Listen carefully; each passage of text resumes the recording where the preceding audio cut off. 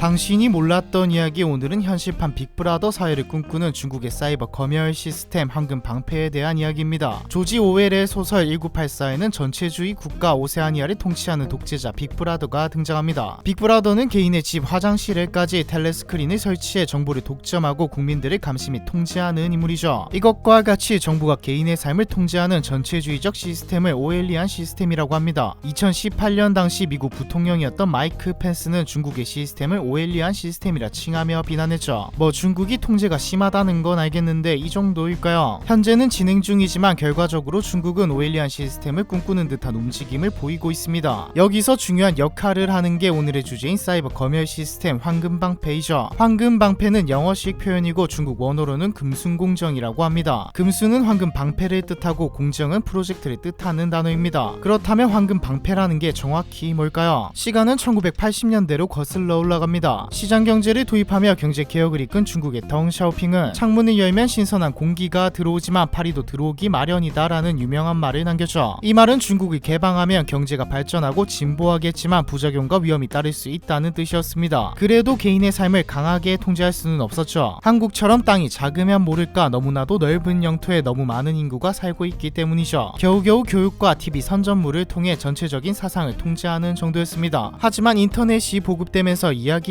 달라졌죠. 1994년 중국에 전국적으로 인터넷이 보급되기 시작했습니다. 누구나 의견을 효과적이고 광범위하게 표현할 수 있게 되었고 정부의 접근도 쉬워진 것이죠. 중국 정부에는 비상이 걸렸습니다. 경제 성장을 위해서는 인터넷 개방이 필요하다는 것을 알았지만 인터넷 개방으로 인해 서구의 이념과 가치관에 빠지는 불순분자가 생길까봐 아니 무조건 생길 것이라 생각했죠. 아니나 다를까 1998년 중국 민주당은 인터넷과 문자, 메일 같은 정보통신 기술을 이용해 대중들에게 영향을 끼치기 시작했습니다. 공산당은 즉시 민주당을 와해시키고 관련자들을 체포한 다음 같은 해 황금방패 프로젝트를 시작하죠. 유해한 컨텐츠로부터 자국민을 보호한다는 명분을 내세우며 광범위한 사이버 검열 시스템을 만들기 시작해 2003년 만리 방화벽을 탄생시킵니다. 만리 방화벽은 쉽게 말해서 특정 웹사이트에 대한 접근을 막는 소프트웨어이죠. 중국 정부는 유해한의 기준을 자의적으로 설정한 채 인터넷 활동을 통제하는 겁니다. 정말 이상한 사이트만 막는 거 아니냐? 구글, 유튜브, 인스타그램, 페이스북, 트위터, 위키피디아, 뉴욕타임즈 이것들 외에도 정보가 있는 모든 사이트는 중국에서 접속이 불가능합니다. 사실상 유해한 사이트를 막는다기보다는 허용한 사이트만 사용하게 해주는 느낌이죠. 한국 인터넷 플랫폼도 거의 차단되어 있습니다. 2014년 카카오톡 차단을 시작으로 네이버 카페와 블로그, 2019년에는 다음도 차단되었죠. 올해 5월에는 네이버도 전면 차단되었고요. 방화벽을 통해 중국은 해외 사이트 접근을 막고 있을 뿐만 아니라 황금방패 프로젝트의 본래 취지에 맞게 자국민 감시와 검열도 게을리하지 않습니다. 주요 대도시에 약 1만 개의 감시용 서버를 설치해 개인의 인터넷 기록은 물론 메일과 메신저, 댓글 내용까지도 실시간 감시가 가능하죠. 시진핑이 최고 지도자가 되면서 검열은 더욱 강화되었습니다. 예를 들어 시진핑을 풍자할 때 쓰는 곰돌이 푸 같은 단어는 아예 검색조차 불가능하죠. 홍콩 민주화 시위 당시에는 홍콩에서 중국으로 전송되는 시위 관련 사진이 모두 삭제되었습니다. 뿐만 아니라 외국에 있는 중국인들이 중국에 있는 친구나 가족에게 보내는 미중 무역전쟁 같은 조금이라도 논란이 될 만한 이야기나 사진들도 모두 삭제되었죠. 중국에서 표현의 자유란 거의 판타지 영화인 셈입니다. 국경 없는 기자회가 올해 발표한 세계 언론 자유지수 보고서에서 중국은 180개국 중 179위를 기록했죠. 궁금하실까봐 덧붙이자면 꼴등은 북한입니다. 그런데 해외도 왔다 갔다 하는 현재 중국에서 사람들이 가만히 있을까요? 중국인들은 두 가지 부류로 나누어져 있습니다. 첫 번째는 안전하게 자국 사이트를 이용하는 것이죠. 구글 대신 바이두를, 유튜브 대신 유쿠를, 트위터 대신 웨이보를, 카카오톡 대신 위챗을 사용하는 겁니다. 두 번째 방법은 가상 사설 네트워크 VPN을 사용하여 접속 위치를 중국이 아닌 다른 곳으로 설정한 뒤 우회해서 차단 사이트에 들어가는 것이죠. 이렇게 국가기관의 검열을 피해 해외 서버를 둔 서비스로 옮겨가는 것을 사이버 망명이라고 합니다. 중국에 유독 사이버 망명을 하는 사이버 난민들이 많은 이유가 황금방패 때문이죠. 하지만 최근에는 VPN 이용마저 쉽지 않습니다. 단속이 강화되어 당국의 허가받지 않은 VPN 기업은 불법으로 간주되고 이용자까지 처벌받고 있거든요. 사실 진짜 문제는 황금방패가 사이버 세계에만 국한되어 있지 않다는 점입니다. 황금방패 프로젝트는 시간이 흐르며 음성인식과 안면인식, 빅데이터 등의 신기술이 접목되어 발전을 거듭하고 있죠. 발전된 기술로 2015년 중국이 야심차게 내놓은 프로젝트가 바로 텐왕 프로젝트입니다. 텐왕은 하늘의 그물이라는 뜻으로 서구권에서는 스카이넷 프로젝트로 알려져 있죠. 하늘의 그물이라는 이름처럼 수억 개의 CCTV를 설치하여 영상감시 네트워크를 구축하는 게 목적입니다. 이것도 마찬가지로 국민의 안전과 범죄자 추적이라는 명분으로 시행되었죠. CCTV, 한국에도 사각지대가 없다시피 하는 게 CCTV인데 뭐가 문제지? 텐왕 프로젝트에 사용되는 카메라는 일반 감시 카메라와 다릅니다. 정교한 얼굴 인식 기술이 탑재되어 있어 14억이 넘는 중국 인구 중 누구인지 1초 만에 구별할 수 있는 첨단 장비죠. 얼굴 표정과 움직임도 반영하여 99%가 넘는 정확도를 보입니다. 범죄 용의자 데이터베이스가 연결되어 있어 실제로 16년 동안 미지였던 살인사건의 범인도 찾아내고 수만 명이 모인 대형 콘서트장에서 수배 중인 범죄자도 찾아내는 성과를 보여줘. 이건 긍정적인 효과이긴 하지만 반대로 감시 시스템이 그만큼 정교하다는 뜻입니다. 현재 중국에는 약 5억 대의 CCTV가 전국 곳곳에 설치되어 있는데 얼굴을 스캔할 때마다 안면 인식은 물론 목소리, 홍채, 염색체 등의 생체 정보가 스캔되어 중국 서버에 자동으로 저장됩니다. 개인정보, 사생활 침해 이런 말이 많이 붙지만 진짜 문제는 여러분도 느끼실 겁니다. 허튼 짓 하면 바로 걸리겠는데 이 허튼 짓이라는 게 범죄가 아니라 그냥 공산당의 마음에 들지 않는 짓들이라는 것이죠. 중국에서 안면인식은 이미 하나의 트렌드로 자리 잡았습니다. 학교에서, 음식점에서, 마트에서, 하다못해 공중 화장실을 이용할 때도 신분증 대신 안면인식을 통해 신원 확인을 하죠. 2019년 12월부터는 휴대폰 개통 시 얼굴 정보를 등록하는 게 의무화되었고요. 이 정도만 해도 충분히 가슴을 조여오는데 2020년 중국은 또 다른 방법을 하나 더 만듭니다. 사회 신용 시스템인데 정부가 개인과 법인에게 점수를 매겨 신용도에 따라 혜택이나 불이익을 주는 제도이죠. 신용 및 금융정보, 범죄 이력, 사회 활동 등을 기준으로 일정한 점수를 부여받게 되는데 좋은 점수를 받은 사람은 은행에서 우대 금리를 적용받고 보증금 없이 물건을 빌리고 무료 건강검진 등의 혜택을 누릴 수 있으나 나쁜 점수를 받은 사람은 비행기 예약이 어려워지고 특정 직종에서 취업을 제한당하고 입학 거부를 당하는 등의 불이익을 받는 겁니다. 한마디로 우리 마음에 안 들면 얄짤없다이죠. 전 세계가 인터넷을 통해 교류하고 있는데 중국은 자국민을 우물한 개구리로 만들고 있습니다. 그럼에도 불구하고 많은 국민들이 불편함을 느끼긴커녕 문제의식조차 느끼지 못하고 있다는 건 꽤 심각한 문제죠. 게다가 이런 중국을 롤모델로 삼는 나라들이 늘어나고 있다는 것도 주목해볼 만한 문제입니다. 얼마 전에 다루었던 한강의 기적이 개발 도상국들에게 영감을 주었듯 중국의 성공도 다른 국가들에게 영감을 주고 있거든요. 변화의 움직임도 물론 있습니다. 얼마 전에 다루었던 탕핑족 기억나시나요? 규제가 강해지니 무언가를 할 수는 없고 해서 찾은 방법이 아무것도 안 하는 것이죠. 해외에서 유학한 중국인들은 중국이 거짓말을 하고 있다는 것을 알기 때문에 조심은 하지만 변화하고 싶어 합니다. 다만 이들은 개인의 삶이 변화하기를 바라는 것이지 애국심은 없죠. 중국이 가장 무서워하는 것은 변화나 불순종자라기보다는 이때까지 한 거짓말이 들키는 것입니다. 이때까지 한 말이 거짓말이고 우리를 농락해왔고 자신들의 잘못을 숨기면서 우리를 우물한 개구리로 만들었다는 것을 들키게 되면 공산당의 권력이 위태해지니까요. 현실판 빅브라더로 불리며 디지털 만리장성을 쌓은 중국의 황금방패에 대한 이야기, 이번 편은 여기까지입니다.